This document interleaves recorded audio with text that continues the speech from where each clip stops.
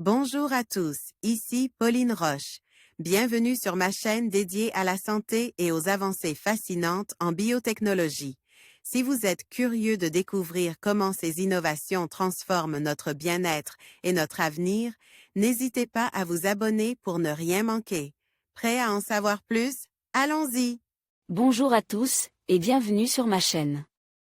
Aujourd'hui, je vais aborder un sujet crucial qui nous concerne tous, l'environnement et son impact sur les maladies cardiovasculaires. J'ai eu la chance de discuter avec un groupe d'experts qui a récemment fait le point sur cette problématique. Dans cette vidéo, nous allons explorer les liens entre notre environnement, comme la pollution de l'air et les habitudes de vie, et les risques de maladies cardiaques. Restez avec moi pour découvrir des informations essentielles et des conseils pratiques pour protéger notre santé et celle de notre planète. Le stress oxydatif, la perturbation des rythmes circadiens, l'augmentation de l'inflammation sont autant de facteurs favorisant les maladies cardiovasculaires. Un groupe de chercheurs allemands rend compte de la relation existant entre l'environnement et ses perturbations biologiques.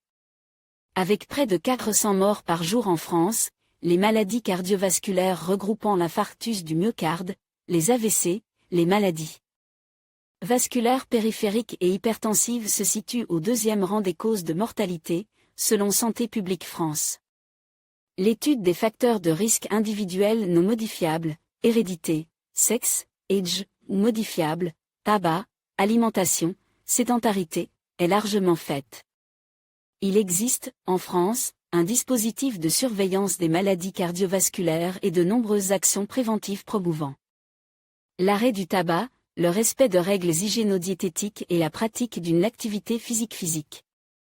Parce que l'étude de l'impact de l'environnement sur la santé nécessitait une approche multidisciplinaire, faisant intervenir différents niveaux complexes de capteurs et de techniques, traitement de métadonnées, bioinformatique, biologie des systèmes, les facteurs de risque environnementaux sont difficilement identifiables. De plus, la gestion de ces risques impliquerait une intervention communautaire difficile à déployer. Grâce à une méta-analyse, un groupe d'experts allemands a récemment fait le point sur les études traitant des facteurs environnementaux, comme le bruit, la pollution atmosphérique, la pollution lumineuse et leur contribution dans le développement de maladies cardiovasculaires. Une approche multidisciplinaire, le concept d'exposome. La notion émergente d'exposome permet l'étude des effets à vie de toutes les expositions environnementales sur les voies biochimiques. Et de façon plus globale, sur la santé. Cette approche, ne pouvant être que multidisciplinaire, intégrer l'exposome d'un individu comme étant un ensemble constitué de l'environnement naturel, personnel et social fortement lié aux changements biochimiques pouvant affecter sa santé. Ces derniers tels que la modification des gènes de l'horloge circadienne, la libération des hormones du stress, cortisol. La production des espèces réactives à l'oxygène entraîne des dommages dans les cellules et les organes pouvant induire ou favoriser diverses pathologies.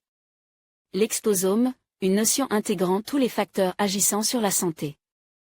Nathalie Ruot, Wikipedia Commons, CCBYSA 4.0 Bruit, pollution atmosphérique et pollution lumineuse. En France, 7 millions de personnes vivent dans des lieux de forte exposition au bruit, au-delà du seuil de 65 dB, et l'augmentation du bruit est associée à une augmentation de la prévalence et de l'incidence des cardiopathies. Ischémique, le cœur ne reçoit plus assez d'eau. En effet, le bruit en perturbant les rythmes du sommeil génère la production des hormones du stress, cortisol et catécholamine. Affecte le métabolisme, augmentation de la glycémie et du cholestérol, augmente l'activité de l'amygdale, produisant une inflammation coronarienne. De plus, l'excès sonore apporte des changements épigénétiques dans L et ADN conduisant à une forte inflammation et une athérosclérose subclinique. D'autre part, les études citées soulignent l'association pollution de l'RR et maladies cardiovasculaires. Une d'entre elles montre une réduction des événements cardiovasculaires en Chine et en Europe durant le confinement lié à la pandémie Covid-19. Il semblerait que l'exposition aux particules fines, PM2.5 et PM10, contenues dans les polluants issus des différentes combustion provoque des dérèglements endothéliaux, une rupture possible des plaques des athérome et une activation du système sympathique créant ainsi une hypertension. Ces particules altèrent, en outre, les propriétés anti-inflammatoires et antioxydantes du HDL, bon cholestérol. Sans compter que leur rapport masse-masse, taille et leur surface réactive, leur permettent d'avoir un fort taux de pénétration dans les alvéoles pulmonaires. La pollution lumineuse est aussi évoquée comme un facteur supplémentaire influençant une perturbation des rythmes circadiens. Circadien est de fait des processus inflammatoires et oxydatifs déjà évoqués.